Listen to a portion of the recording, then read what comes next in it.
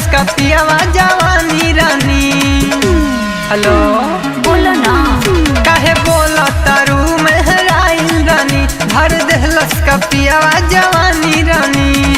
रहे घर कटल का भर हिक खैला, लोड रहे पोट ना सपोर्ट कैलस, पिया बारा तो भरल तिलस। लोड रहे पोट ना सपोर्ट कैलस, पिया बारा तो भरल तिलस। छोरे के गइलू का कही मजबूरी नु रहे, हमरा के भुलैलू।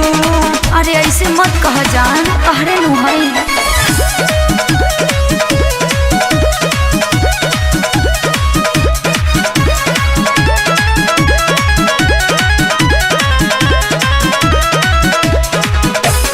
भइल रानी समझाबा के बहाना पोल्हाबो। कहे पियावा की बुझ गइल बानी, बाटे तोहर सेकंड हैंड जवानी। बाटे तोहर सेकंड हैंड जवानी। यूज भइल रानी समझाबा के बहाना पोल्हाबो। कहे पियावा की बुझ गइल बानी, बाटे तोहर सेकंड हैंड जवानी।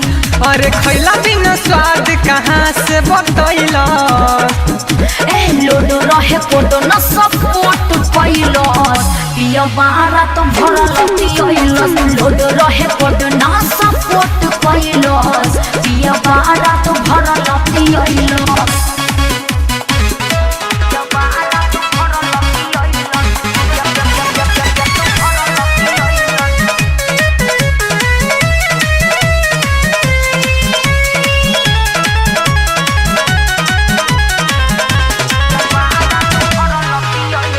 छोड़ देलू बंटी यार के, भूल गइलू रानी हो प्यार के। निदर्दी बारे प्रिय दर्शी, कई दम न तू कुछ जुगाड़ हो। छोड़ देलू बंटी यार के, भूल गइलू रानी हो प्यार के। निदर्दी बारे प्रिय दर्शी, कई दम न तू कुछ जुगाड़ हो। अगुआ दिलीप सब कैला, सुना लोड रहे कोड ना सपोर्ट कैलस, पिया बारा तो भरल तिलस। लोड रहे कोड ना सपोर्ट कैलस, पिया बारा तो भरल तिलस। काहे बोला तारू मेहराइल रानी, धर देहलस का पियावा जवानी रानी।